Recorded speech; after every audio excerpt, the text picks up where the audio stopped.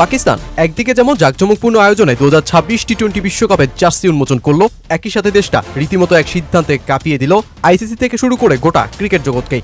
দ্বিপাক্ষিক সিরিজে ভারত পাকিস্তানকে মুখোমুখি না দেখতে পাওয়ার চোর ক্ষুধা নিবারণের অংশ যখন হয়ে উঠেছে বৈশ্বিক কিংবা বহুদলীয় আসর, ঠিক এমন এক অবস্থায় পাকিস্তান সরকারের সিদ্ধান্ত তাদের দল বিশ্বকাপে খেললেও ভারতের বিপক্ষে 15 ফেব্রুয়ারির ম্যাচ বয়কট করছে।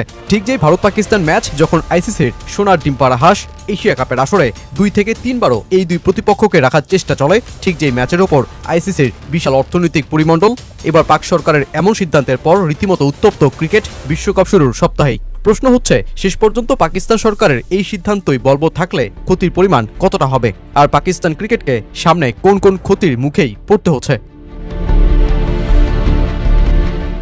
মুস্তাফিজকে আইপিএল থেকে অন্যায়ভাবে সরিয়ে দেওয়া থেকে শুরু, এরপর বাংলাদেশের বিশ্বকাপ থেকেই বাদ পড়া, আর সবশেষ যা আঘাতটা দিল আইসিসির সবচেয়ে দুর্বলতম অংশ ভারত পাকিস্তান ম্যাচে।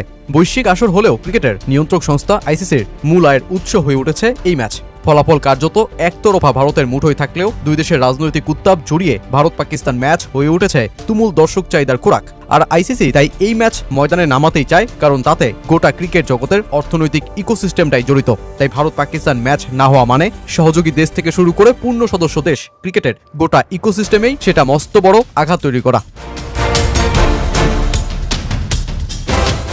আসলে এই ম্যাচের বাজার ঠিক কতটা বড় তা নির্দিষ্ট করে বলা না গেলেও একটা ধারণা করা যায়। প্রচলিত অর্থনৈতিক হিসেব ধরলে ভারতের প্রতিটি আন্তর্জাতিক ম্যাচের মূল্য সাধারণত প্রায় 10 থেকে 11 মিলিয়ন মার্কিন ডলার, যা বাংলাদেশি মুদ্রায় প্রায় 135 কোটি টাকার মতন। ক্রিকবাজ বলছে ভারত পাকিস্তান ম্যাচের মূল্য তার দ্বিগুণ বা 3 গুণ বা তারও বেশি হতে পারে, অর্থাৎ প্রায় 500 কোটি টাকার আশেপাশে চলে যেতে পারে এই ম্যাচের অর্থনৈতিক মূল্য।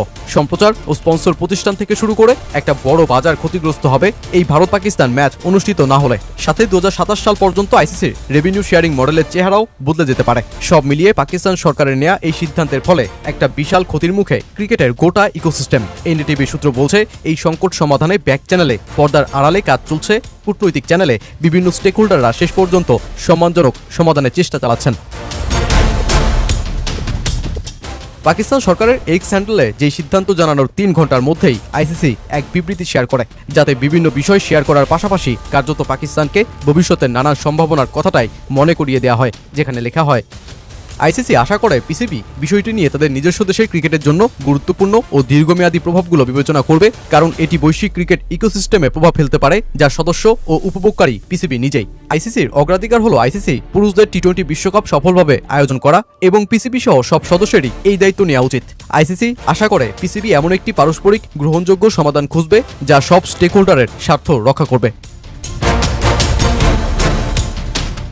ধারণা করা হচ্ছে শেষ পর্যন্ত সকল স্টেক হোল্ডাররা যদি পাকিস্তানকে বুঝিয়ে বিশ্বকাপে ভারতের বিপক্ষে নামাতে ব্যর্থ হয়, তবে পাকিস্তান ক্রিকেটের ওপর বিভিন্ন প্রভাব পড়তে পারে সুদূর প্রসারী। দেশটার ক্রিকেটের ওপর নিষেধাজ্ঞাও আসতে পারে যদি এই ম্যাচ বয়কটের সন্তোষজনক জবাব পাক বোর্ড দিতে না পারে। পাকিস্তান সুপার লিগে বিদেশি ক্রিকেটারদের এনওসি নিষেধাজ্ঞা দিতে পারে আইসিসি, এমনকি যে ম্যাচের আর্থিক ক্ষতির সম্পূর্ণ দায়ভার পাক ক্রিকেট বোর্ডকেও নেওয়া লাগতে পারে। সাধারণত চলমান রেভিনিউ শেয়ারিং মডেলে পিসিবি আইসিসির মোট আয়ের 5.75%, যা প্রায় বছরে বাংলাদেশি মুদ্রায় 425 কোটি টাকার মতন আয় করে। পাকিস্তান ক্রিকেট বোর্ডের এই বিশাল আর্থিক চেইনে প্রভাব ফেলতে পারে আইসিসি সেই ক্ষতি পুষিয়ে নিতে, আর সেটা হলে পাকিস্তান ক্রিকেটের বিশাল কার্যক্রম চালিয়ে রাখা কষ্টকর হবে দেশটার জন্য।